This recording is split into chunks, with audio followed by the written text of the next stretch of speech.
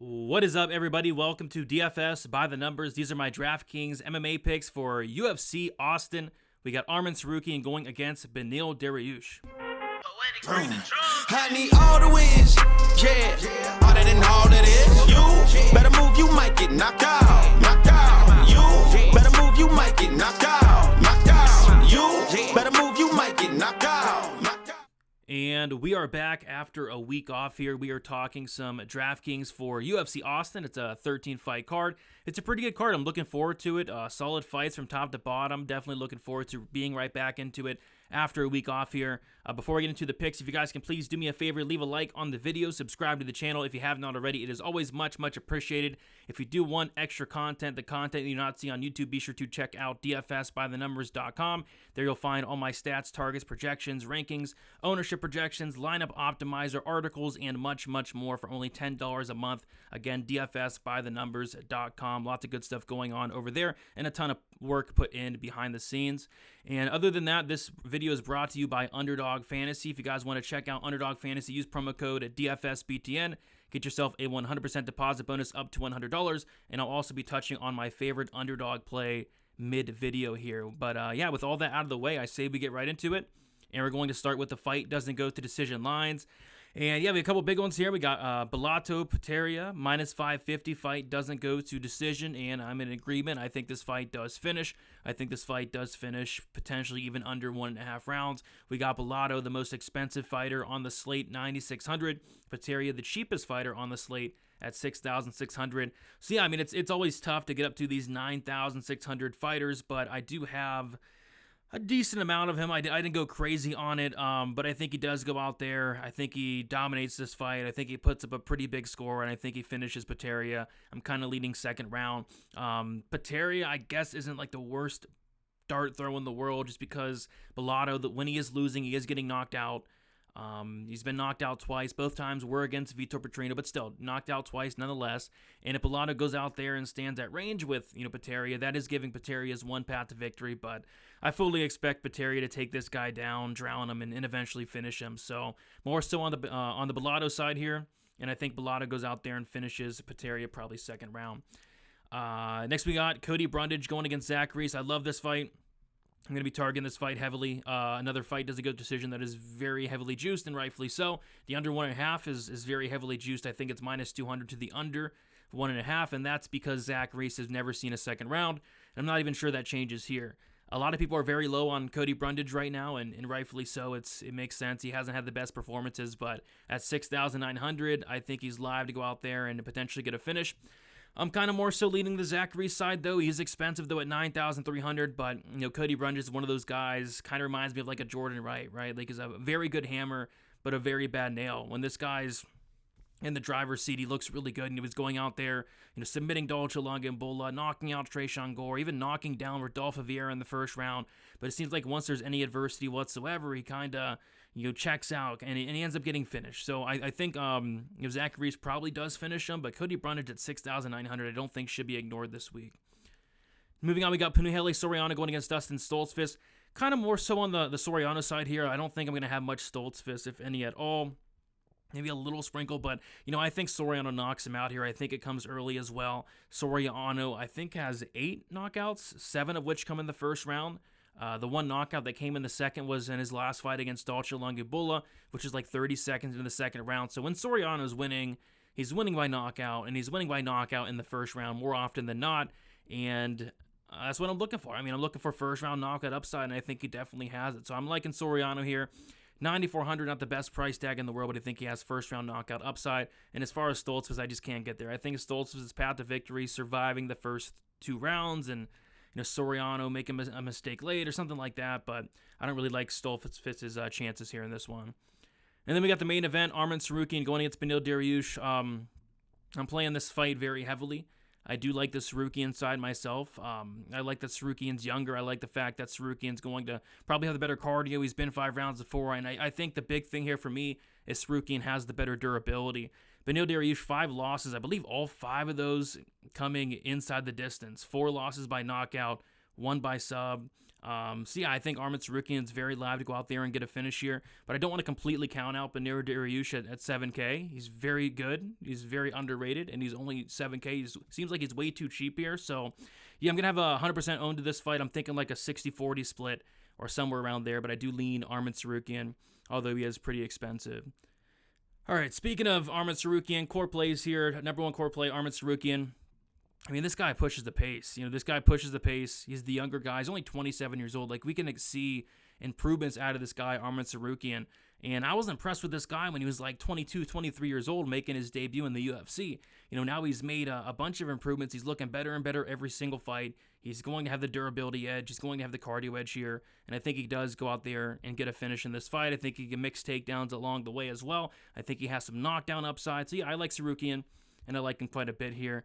Sean Brady, 8,200. So there's a couple fighters on this card that I think people just really hate. Cody Brundage being one of them. Sean Brady being another one of them. And it's crazy how people kind of switch up, because Sean Brady was like on top of the world prior to the Bilal loss. And now a lot of people like hate this guy. I'm not sure what's going on.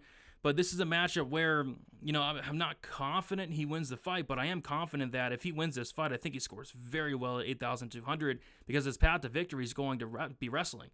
He's not going to go out there and stand and strike with Kelvin Gastelum for 15 minutes. I mean, he's going to go out there and get takedowns, control time, potential sub as well. So, yeah, Sean Brady is going to wrestle, and I think he can have some success with it as well. I think he can get takedowns. I think he can get control, and I think that'll add up across 15 minutes. So if I'm going to play one side in this fight between Brady or Gastelum, I do like the Brady side because he has all the grappling upside in this one here. Next, we got Deiveson Figueiredo, big dog here from a Draftkings perspective. 7,400 on the money line. I think he's only like plus 120, so we're getting a lot of value here on Deiveson Figueiredo. I think it's a close fight. Obviously, Davison's coming up from flyweight to bantamweight.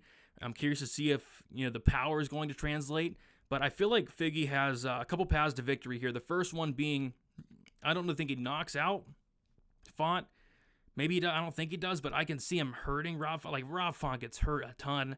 Rob Font has been getting dropped a ton as of late, and if this power does translate up a weight class, I feel like Figgy could rock this guy, could drop this guy, and then I feel like another path to victory for Figgy is going to be to wrestle. Rob Font's takedown defense is not good, and his get-up game is non-existent. So, Figgy training at Fight Ready, I like that a lot.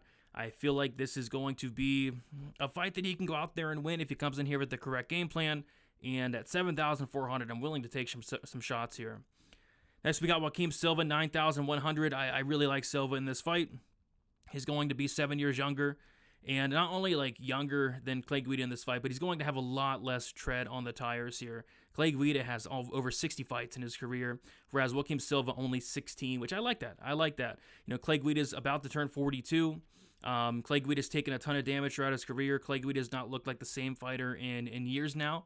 He's still going out there and beating guys like Leah Santos, who completely gassed out, Michael Johnson, who does Michael Johnson things, but this is a fight where I think Silva has him covered everywhere. On the feet, Silva has knockout power, and then on the ground, Silva's going to be the much better grappler, BJJ black belt, very dangerous, and Guida's been submitted 11 times in his career. So I think Silva finds a finish and potentially a submission as well.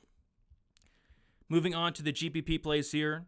We got Rodolfo Bellato, 9,600. We talked about him a little bit. Wrestling upside, finish upside. I think he's the much better fighter here. He should go out there and win. But this is light heavyweight. Pateria does hit hard. Bellato's been knocked out twice, so kind of got to be a little bit careful. But yeah, Bellato should go out there, take this guy down, and beat the crap out of him and finish him in the first or second round. So I like Bellato. Extremely expensive, but I think you can go out there and put up a very good score here. Zach Reese, 9,300. I think the winner of the Brundage-Reese fight is going to score very well. I think this fight finishes in the first round. Zach Reese is a good finisher. He's much bigger than Cody Brundage. He's like 6'4", very long, very rangy. He has power, opportunistic submission game as well. So Zach Reese is very dangerous, and we've seen Cody Brundage drop the ball lately. We've seen him, get finished a lot lately. We've seen him not look that great. So if Zach Reese does win this fight, I kind of think it's going to be in the first round, like all his wins are, and I think he puts up a big score here. Jalen Turner, 8,900. Jalen Turner's a guy with a 100% finish rate that cannot be ignored. What also can't be ignored is he's going to be 5 inches taller. He's going to have a 4.5-inch reach advantage. Jalen Turner is going to be dangerous everywhere. On the feet, he has a ton of power. Bobby Green, with that hands low style, I don't know if it's going to work against a guy like Jalen Turner. Like if Jalen Turner hits this guy clean or head kicks Bobby Green, he's going out, I think. And then also Jalen Turner does have a very, very good submission game as well. So I think there's paths here for Jalen Turner to not only win this fight, but finish this fight as well within the first 2 rounds. If this fight does get extended, it gets iffy, and we'll talk about Bobby Green later, but I think he has a good chance to finish Bobby Green early. All right, moving on to the Underdog Play of the Week. If you guys want to check out Underdog, use promo code DFSBTN there. And the Play of the Week is going to be Sean Brady taking the higher on the takedowns. It's set at 1.5. And yeah, I think Sean Brady can go out there and get takedowns. That's going to be his game plan. That needs to be his game plan. If he does not get higher than 1.5 takedowns, he's going to lose. He's definitely going to lose. Might even get knocked out here. But no, Sean Brady can get takedowns, will get takedowns. I don't think Kelvin Gastelum has the best takedown defense. So I think as long as Sean Brady comes in here with the right game plan, which he should, I think this hits, and I think this hits pretty easily here. At least it should. So give me a Sean Brady higher on 1.5 takedowns. If you want to check that out and much, much more, go to Underdog Fantasy and use that promo code at DFSBTN. Moving on to the live dogs, a couple that stick out here. We have Joe Selecki, 7,900. And I'm actually picking Jakar Close in this matchup from like a picks perspective. But from a DraftKings perspective, I think you got to lean the Selecki side. Selecki's going to have all the grappling upside here. Selecki, he can wrestle, and he's obviously a really good grappler. He's a black belt in BJJ, incredible grappler. The wrestling's there, the control's there. And what I like about Joe Selecki most is probably that control. Like once he takes you down or takes your back, like that's the round. So if Joe Selecki does win this fight, which he could, it's about a pick 'em fight. I think Joe Selecki can score really well as an underdog here. Bobby Green, 7,600. So yeah, I like Turner to win this fight, but Turner's coming in here on short notice. He's cutting all the way down to 155, which doesn't make a ton of sense. Jalen Turner just missed weight in his last fight against Dan Hooker. Now he's taking this fight on short notice, and it's not a catch weight, which is really concerning. I'm not sure Jalen Turner even makes weight. Like this guy is 6'3" at lightweight. We do not see a ton of 6'3" lightweights.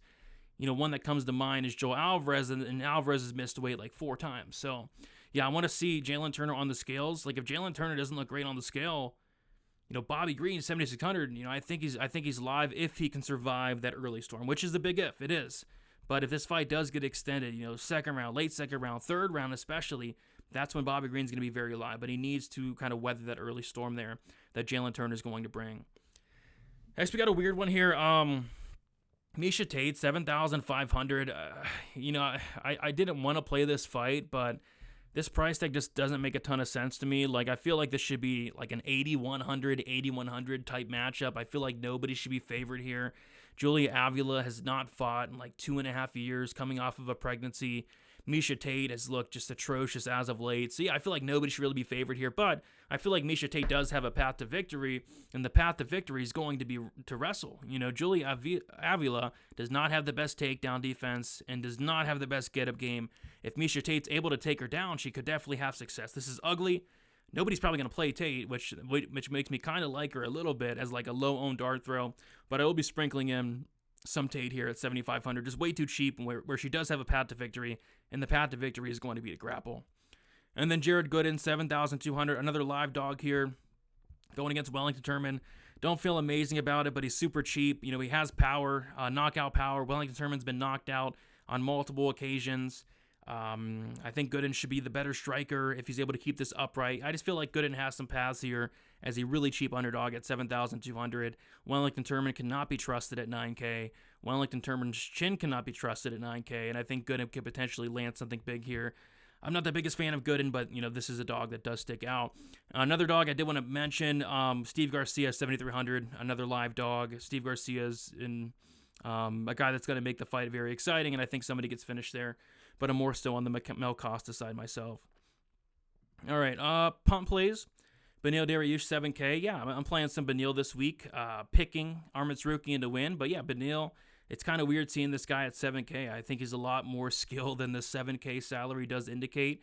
And I think skill for skill, these guys are pretty close. But the fact of the matter is, Tsarukyan's going to be the guy that is just a lot younger, a lot more likely to make improvements, going to have the better gas tank, in my opinion, and then also going to be more durable. And I think the durability is key. if Dariush's durability does hold up, I think he's very live to win this fight. It's just kind of a big if for me across 25 minutes for that to happen. So I'll play some Dariush, but I think Sarukian probably knocks him out. And then Cody Brundage, definition of a pump play, 6,900. Like if he wins, it's probably a first round knockout and probably low owned as well. And he's done it before. He knocked out Tresean Gore. He submitted Dolce Lungabul in the first round. Like when he's winning fights, he's breaking slates. Even against Jacob Malkoun in his last fight, he got a first round DQ, which gave him a very good score there, right? So when he's winning, he's breaking slates, and I think he's live to win this fight against Zach Reese, who's fought nobody and has not even seen a second round. So I will be sure to have some Brundage this week as well as a pump play goes. And then fade is Julia Avila, 8,700. I'm okay on that, just a little bit too expensive for my liking in a fight that, like I said earlier, I feel like it should be 50-50. I feel like this should be one of those 8,100 matchups or like an 8,200, 8,000 matchup.